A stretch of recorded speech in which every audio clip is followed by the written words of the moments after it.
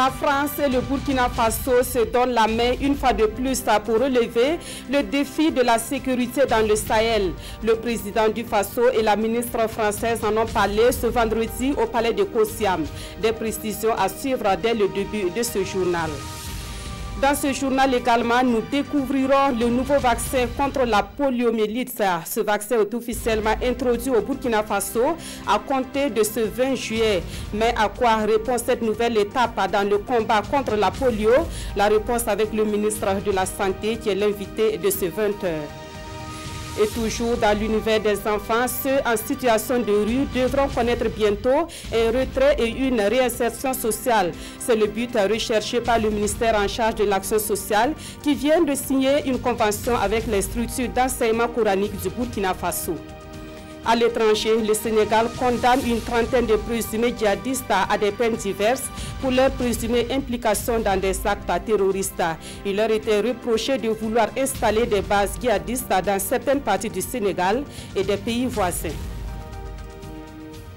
Mesdames, Messieurs, bonsoir. Cela dit, la situation sécuritaire dans le Sahel a fait l'objet d'échanges ce matin au palais de Kosiam. Sur le sujet, le président du Faso a reçu la ministre française des Armées. Roch-Marc Christian Kaboré et Florent Perly ont surtout parlé de l'opérationnalisation de la force conjointe du G5 Sahel. Issaka Ouedraogo et Pascal Kani. La ministre des Armées françaises à Kosiam, Florence Perly, vient s'entretenir avec le président du Faso sur la situation sécuritaire au Sahel. Lors du sommet de l'Union africaine en Mauritanie, de grandes décisions ont été prises pour opérationnaliser la force conjointe du G5 Sahel.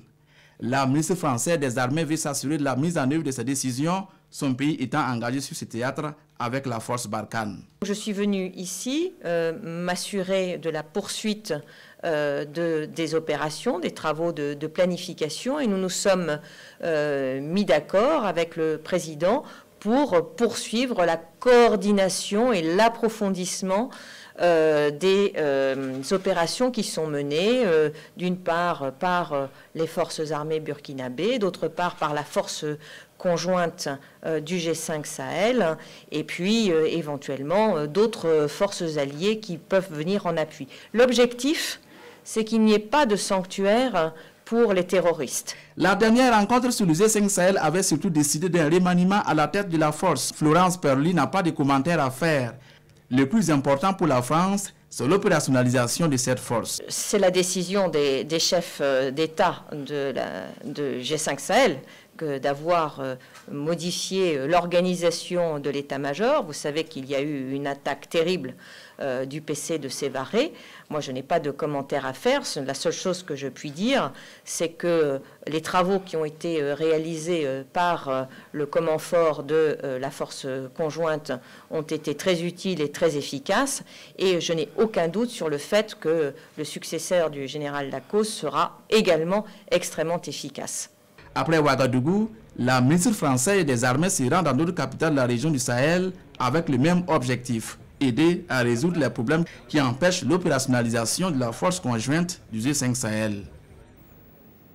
Le bilan du Forum de la diaspora, la situation de la campagne agricole humide et d'autres questions d'actualité. Voici les sujets qui étaient au menu du point de presse du gouvernement ce vendredi matin.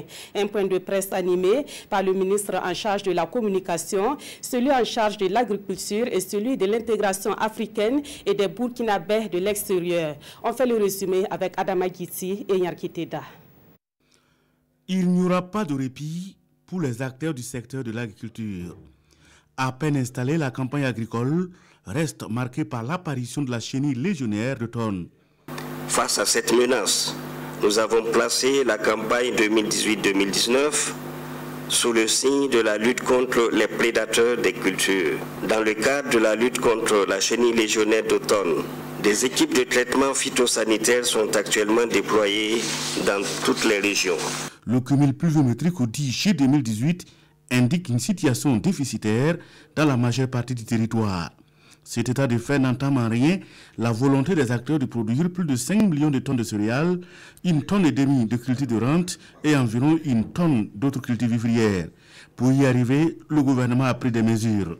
le gouvernement a consenti au profit des producteurs et productrices 16 000 tonnes d'engrais, 8 155 tonnes de semences améliorées, 1 150 000 boutures de manioc et de patates, 27 400 unités agricoles pour les équipements, 10 500 animaux de trait et 20 000 litres de pesticides.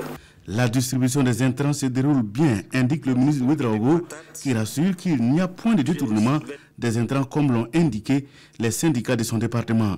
Pour faire face à la période de soudure, 250 boutiques témoins sont opérationnelles sur toute l'étendue du territoire national. Autre bilan fait ce matin à la presse, c'est celui du Forum de la diaspora.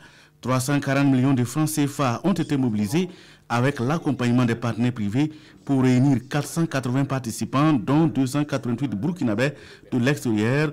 Au terme des travaux, 3 recommandations ont été adoptées, portant respectivement sur l'élaboration d'une politique nationale de la diaspora, la mise en place de réseaux professionnels des burkinabés de l'extérieur et la mise en place d'un comité de suivi des travaux du forum. En attendant, la démocratie burkinabé se porte bien, affirme le porte-parole du gouvernement. Il justifie ses propos par le retour des Pays-Bas et l'Inde très prochainement à Ouagadougou, mais également le rétablissement de l'axe Pékin-Ouagadougou, ce qui témoigne d'une diplomatie gagnante du Burkina Faso, résultat des efforts du pays en termes de développement et de construction de la démocratie, selon Rémi Fulgence Dangili. En bref, le Conseil supérieur de la communication a un nouveau président. Il s'agit de Mathias Tankwano, désigné ce matin par consensus par les conseillers du CSC. Mathias Tankwano est juriste de formation et il était jusque-là conseiller à la présidence du FASO. Il a désormais la charge à la régulation des médias burkinabés pour un mandat de 5 ans. Autre point de l'actualité, le nouveau vaccin contre la poliomyélite est désormais effectif au Burkina Faso. L'introduction officielle de ce vaccin a été faite ce 20 juillet au Centre de santé et de promotion sociale de Nongromassam à Ouagadougou. C'est une étape décisive lancée par le gouvernement pour l'éradication totale de la polio qui n'a pas été détectée au Burkina Faso depuis 2009. Konsoun Koulibaly et Zalissa Sanfo. Le sommeil de la petite Salima Tassawadougou, 4 mois, troublé par une piqûre matinale du ministre de la Santé. De quoi la faire pleurer, mais elle vient là de recevoir son passeport d'immunité contre la poliomyélite. Et c'est parti. Après être déclaré pays libre de la circulation du poliovirus sauvage depuis juillet 2015, le Burkina Faso lance aujourd'hui l'assaut final pour l'éradication totale de la poliomyélite avec l'adoption du vaccin antipoliomyélitique inactivé VPI en substitution des doses orales déjà administrées aux enfants. Le vaccin polio oral a été enlevé parce que le vaccin polio injectable est plus puissant. Les enjeux sont de taille. Faire tout pour reléguer cette maladie invalidante dans les oubliettes et préserver les générations futures. Le représentant du président du FASO en appelle au sens élevé de responsabilité de tous les parents. Aux parents, aux mères, faisant en sorte que tous les enfants du Burkina puissent bénéficier de tous les vaccins disponibles, y compris le vaccin antipolio inactivé. Il faut qu'au moins 95% des enfants soient vaccinés pour que le risque zéro soit atteint au Burkina Faso. Mais pour le ministre de la Santé, le pays des hommes intègre a une large expérience en matière vaccinale. Alors l'espoir est permis. Un espoir conforté ici. L'Alliance mondiale pour les vaccins et la vaccination ont désigné le président du FASO aux côtés d'autres leaders mondiaux, champion mondial de la vaccination. Et nous allons plus en détail sur cette actualité avec le ministre de la Santé, le professeur Nicolas Méda. Bonsoir, monsieur le ministre. Bonsoir. Alors, on vous a entendu dire que ce nouveau vaccin est puissant. Concrètement, qu'est-ce que ce vaccin apporte de plus que le vaccin par voie orale qu'on a connu jusque-là? Merci. de cette opportunité pour donner des informations précises sur l'introduction du vaccin polio injectable au Burkina Faso. Avant, nous avions le vaccin polio oral que toutes les mamans connaissent.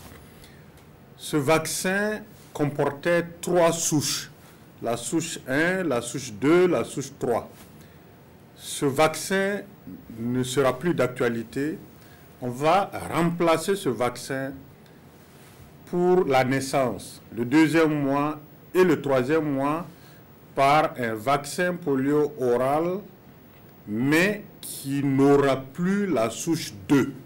Donc ce sera seulement la souche 1 et la souche 3. Et maintenant, au 4e mois, on ajoute le vaccin polio injectable qui renforce par sa puissance l'immunité conférée par le vaccin poliomyélite aux enfants de moins de 5 ans. Alors, on sait que depuis 2009, le Burkina Faso n'a plus enregistré de cas de polio. Alors, où se trouve donc la nécessité d'introduire ce nouveau vaccin? Effectivement, depuis 2009, le Burkina n'a plus enregistré de cas de polio. Le 4 juin 2015, l'OMS, l'Organisation mondiale de la santé, a déclaré le Burkina libre de circulation du virus sauvage de la poliomyélite. Maintenant, le Burkina ne vit pas en vase clos. Nous sommes encerclés par des pays où continue à sévir durement la poliomyélite. Je peux citer le Nigeria, je peux citer la Guinée, et vous connaissez l'ensemble des brassages de population entre ces différentes communautés. Et donc, il faut toujours continuer à protéger, et nous nous sommes donnés jusqu'en 2020, avec le vaccin polio injectable, nous nous sommes donnés jusqu'en 2020 pour supprimer l'ensemble des risques que nous pouvons encourir. Et donc, je pense que d'ici 2020, on pourra complètement éliminer, éradiquer la poliomyélite et arrêter sans doute la vaccination si les experts jugent que c'est sans danger d'arrêter la vaccination. Et cela voudrait dire que les populations devront donc s'habituer à ce nouveau vaccin qui fait partie désormais des vaccinations de routine. Effectivement, il n'y aura pas de campagne. C'est toujours la vaccination de routine dans les centres de santé. Et donc, tout se fera normalement, mais au 4e mois, on va rajouter le vaccin polio injectable. Alors, autre chose, Monsieur le ministre, hier, vous avez lancé la campagne de chimioprévention du paludisme saisonnier chez les tout-petits. Est-ce que vous pouvez nous rassurer également concernant donc ce sujet, que les conditions sont vraiment réunies pour la réussite de cette campagne?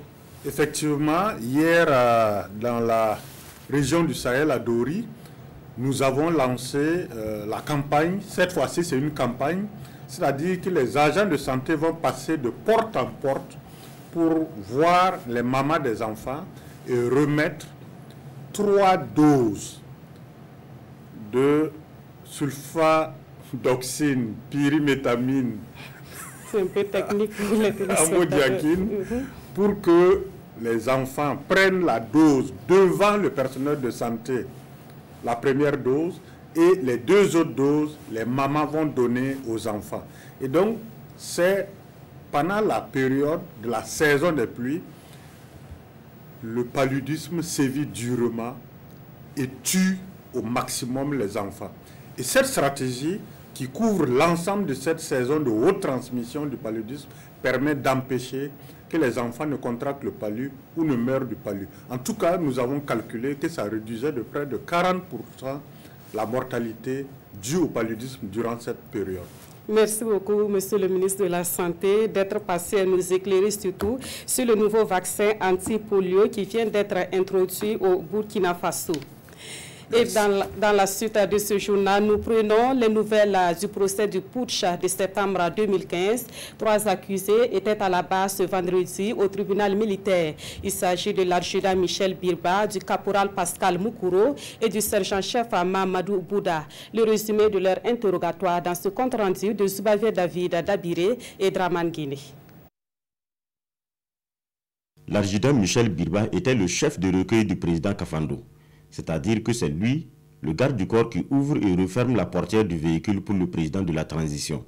Dans son exposé sommaire à la barre ce matin, le garde du corps, après avoir accompagné le président dans la salle du Conseil des ministres le 16 septembre 2015, se reposait dans une salle à la présidence quand un groupe de soldats fait irruption dans la salle, lui braque une arme et procède à son désarmement.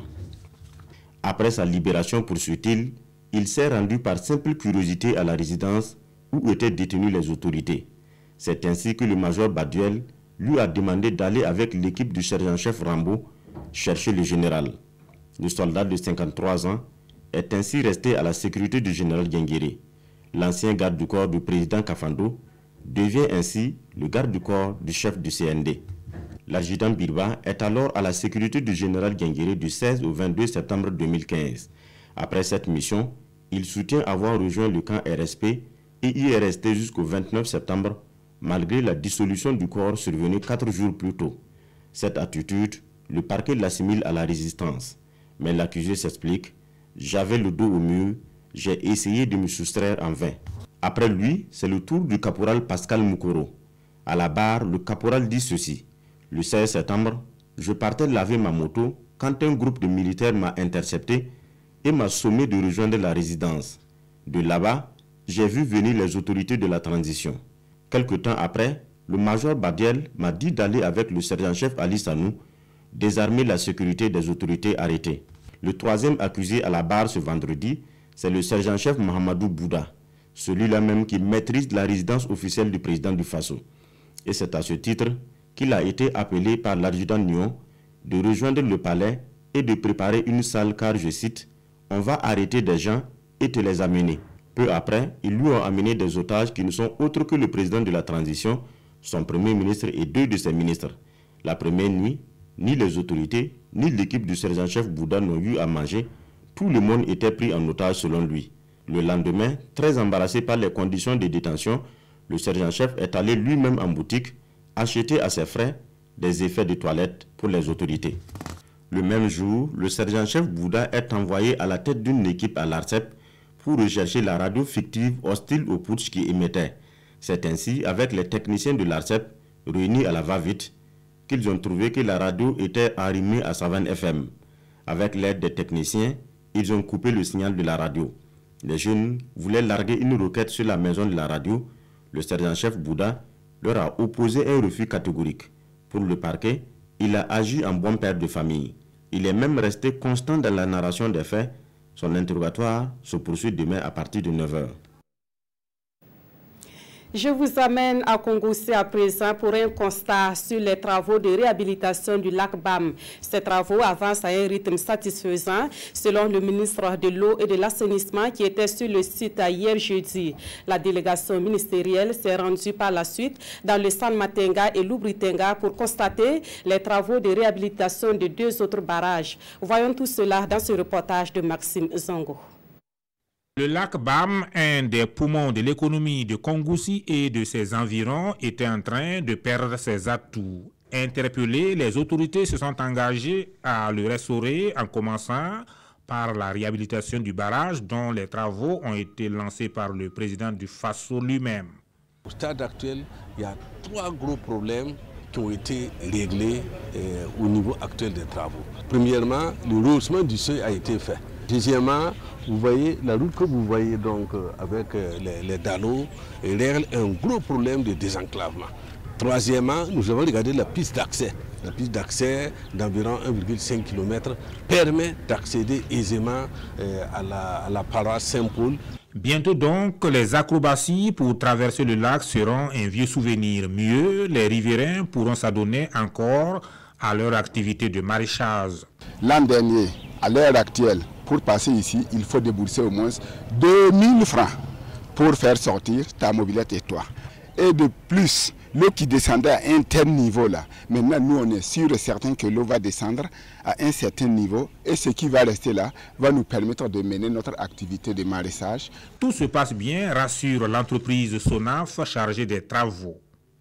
Les difficultés sont maîtrisées et le délai sera respecté.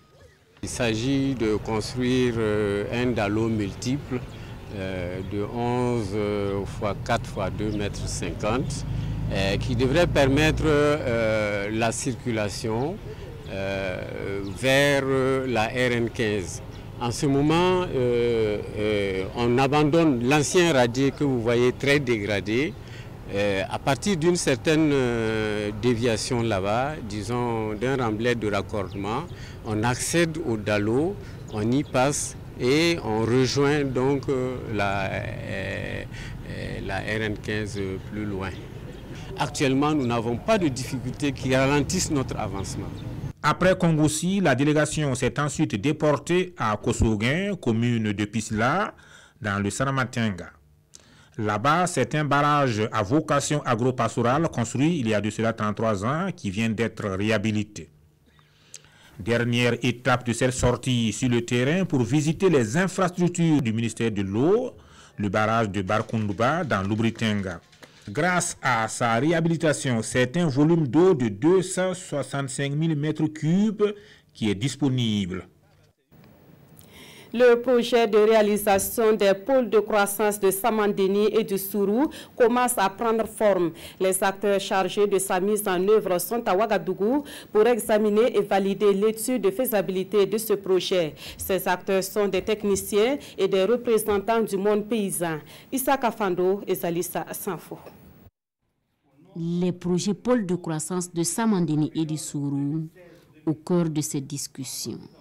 Des discussions qui devraient permettre de valider le rapport provisoire de préfaisabilité de ces deux chantiers.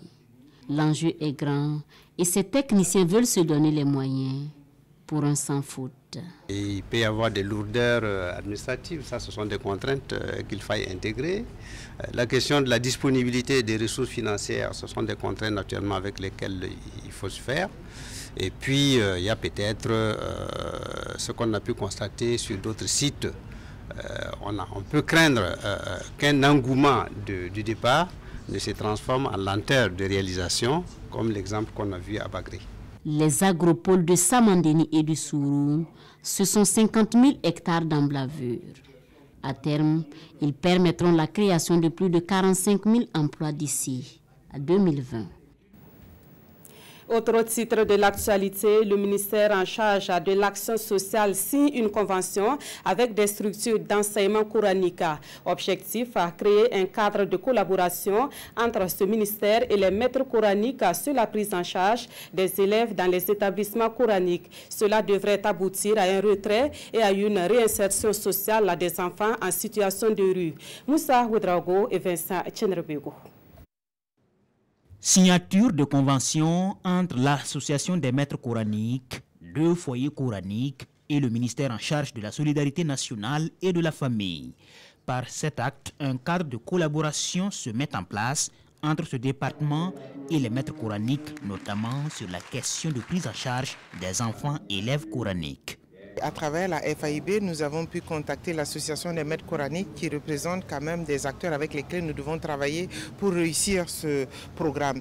Et avec eux, nous avons longtemps travaillé et nous avons décidé ensemble d'aller pour vraiment avoir de bons résultats. La convention, c'est pour pouvoir les avoir dans notre panel, les accompagner pour voir vraiment comment on peut être à leur disposition afin de donner un environnement propice et adéquat aux enfants qui sont des apprenants à la religion, mais aussi qui peuvent aussi apprendre un métier. Comme ça, nous pourrons les aider à maintenir les enfants dans leur milieu et les accompagner aussi. Le gouvernement envisage un retrait des enfants mendiants de la rue et leur réinsertion sociale et une collaboration de ces éducateurs religieux qui se sont mobilisés pour la circonstance s'avère nécessaire. Ces derniers saluent l'avènement de cette convention. Et pour soutenir leurs activités administratives, Laurence Iliboudo leur a fait un don de matériel informatique. L'Institut des sciences et techniques de l'information et de la communication va désormais collaborer avec des organes de presse et des instituts de formation du Burkina Faso. Les conventions de ces nouveaux partenariats ont été signées hier à Ouagadougou. L'ISTIC se donne ainsi plus de visibilité par rapport au type de formation qu'il offre dans le domaine des sciences de l'information et de la communication. Jean-Eudes Bayala, Bouma Ernest Nepi. Ces signatures marquent le début d'un partenariat gagnant-gagnant entre l'Institut des sciences et techniques de l'information et de la communication ISTIC et l'ISIS, l'Institut supérieur de l'image et du son. C'est une initiative qui, selon ses parapheurs, va renforcer les performances de ces deux instituts en matière de formation. L'ISIS est également un institut de formation en image et son, alors que l'ISTIC aussi forme les journalistes, puisqu'on a les journalistes audiovisuels qu'on forme en image et son. Donc, ils sont même mieux équipés que nous. Donc, dans le domaine déjà du partage, de l'équipement pédagogique, l'ISTIC gagnerait à se mettre avec l'ISIS. Dans le domaine également des encadreurs, l'ISTIC gagnerait justement à être avec l'ISIS. Et même, pourquoi pas, dans le domaine des partages des expériences. Donc, ce serait bien qu'ensemble, on puisse même faire des coproductions qu'on puisse valoriser sur le plan national et même sur le plan de la sous-région. Cette signature de partenariat s'inscrit dans le cadre de la sortie de la 30e promotion de l'ISTIC. Et l'ISIS n'est pas le seul à signer une convention à l'occasion avec l'ISTIC. La radio-diffusion-télévision du Burkina, RTB, et l'École nationale des régies financières, INAREF, suivent son exemple. Il est nécessaire que les financiers, les économistes que nous formons puissent communiquer. Une de nos difficultés, des problèmes que nous vivons de temps en temps, c'est aussi un problème de communication. Donc nous nous sommes rapprochés de l'ISTIC qui s'est spécialisé en matière de communication pour apprendre à nos élèves donc, comment communiquer, même en période de crise. Des signatures de conventions qui interviennent à l'issue d'une table ronde des médias. Initié par l'ISTIC, l'objectif de cette rencontre qui a regroupé les premiers responsables des médias et des instituts de formation est de permettre aux participants de s'imprégner des différentes offres de formation de l'ISTIC. Cérémonie de sortie de promotion à l'École nationale des postes hier à Ouagadougou. Ils sont une soixantaine de lauréats à recevoir leur diplôme de fin de formation au titre de l'année académique 2017-2018. Ces nouvelles compétences qui ont pris pour nom de baptême leadership et innovation s'engagent à donner une autre image à la Société nationale des postes. Isaka Ouedraogo et Léonore Ouedraogo Yerbanga. Voici la cuvée 2017-2018 de l'École nationale des postes. 44 agents de bureau, 10 agents d'exploitation et 5 contrôleurs des services postaux et financiers. Après une année de formation, ce sont de nouvelles compétences attendues pour rehausser l'image de la Société nationale des postes, d'où le nom de baptême, leadership et innovation. L'activité postale est en pleine restructuration. Il est important de réinventer la poste et ces nouvelles compétences sont vraiment une bouffée d'oxygène. Je suis convaincue qu'ils vont insuffler une nouvelle dynamique. Ils vont aider à renforcer l'activité postale et aussi à renforcer leur entreprise d'accueil qu'est la Sonapost, afin que la Sonapost puisse continuer à rayonner, puisse continuer à remplir sa mission et puisse être une société vraiment utile au service donc du développement socio-économique de notre pays. Les lauréats comptent énormément sur leurs devanciers pour relever le défi du leadership et de l'innovation. La formation n'est pas terminée. On va poursuivre et puis maintenant, et dépasser la porte, elle est fortement concurrencée à l'heure actuelle. Donc il faut que nous soyons beaucoup plus dynamiques pour pouvoir hausser le niveau, l'image même de la Sonapost. En retour, les lauréats sont appelés à oser et innover pour des services adaptés à l'ère du numérique et aux besoins de la clientèle de la Société nationale des postes. La 24e édition de la tranche commune entente se tiendra du 23 au 27 juillet prochain à Ouagadougou. Le comité d'organisation de cet événement a porté l'information à la presse. Plusieurs autres activités sont au programme de cette 24e édition de la tranche commune entente du jeu du hasard. Souleymane Sanou, Vincent Tchendrebego. Après le Bénin en 2017, c'est le Burkina Faso qui abrite la 24e édition de la tranche commune entente.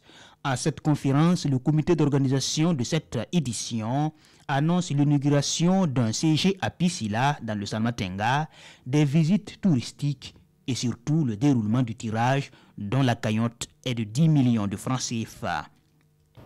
Il est donc prévu au programme de cette rencontre des réunions, un don d'infrastructures communautaires financé par les loteries du Conseil de l'Entente, des excursions, la pose de la première pierre d'une infrastructure offerte par le secrétariat exécutif du Conseil de l'Entente.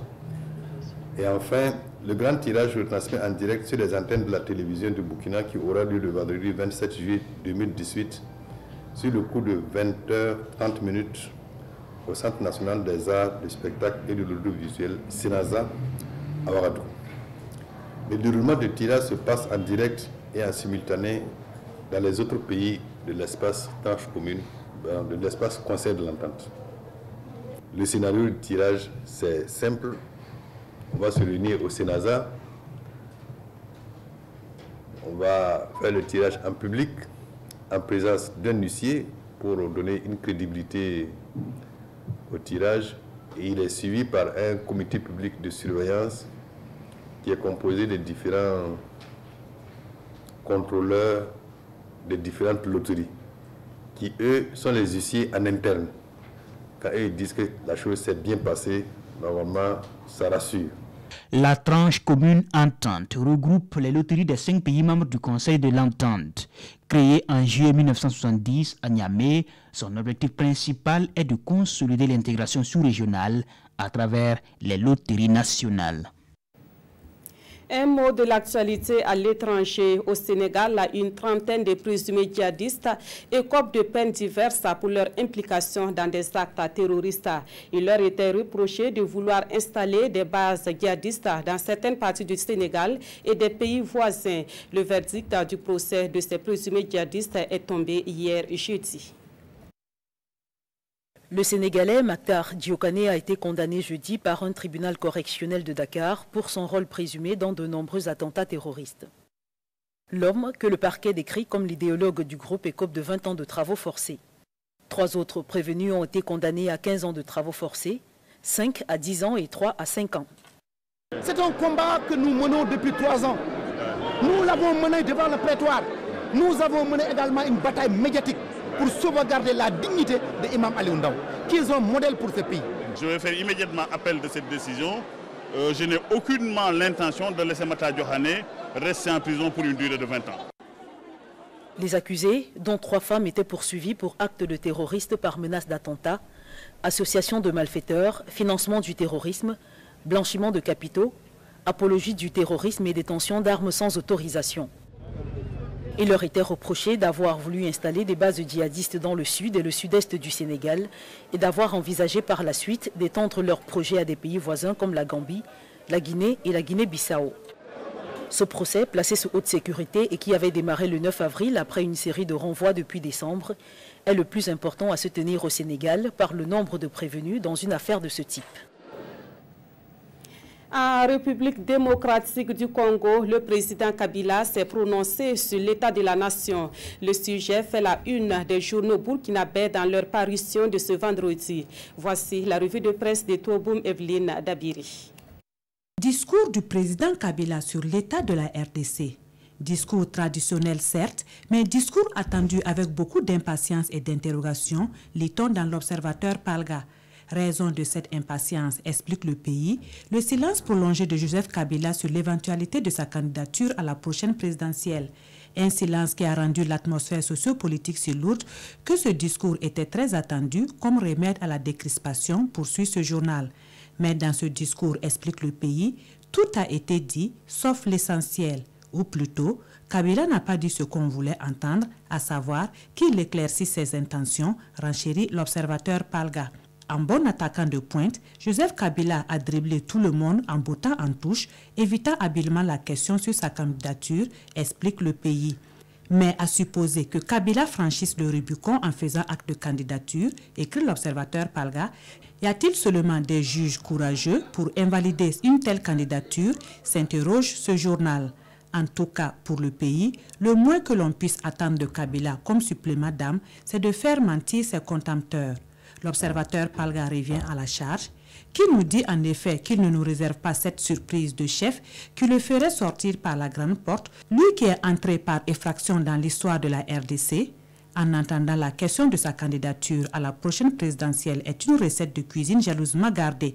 Mais l'on attend de voir si c'est du miel ou du fiel qu'il servira à son peuple lorsque la table du buffet sera dressée, conclut le pays. Et c'est la fin de ce journal. Merci de l'avoir suivi. À suivre à 21h, le magazine des sports avec Jérôme Tsendrbego. La dernière édition de l'information vous sera présentée par Ruth Bini Ouattara. Merci de votre fidélité à la RTV.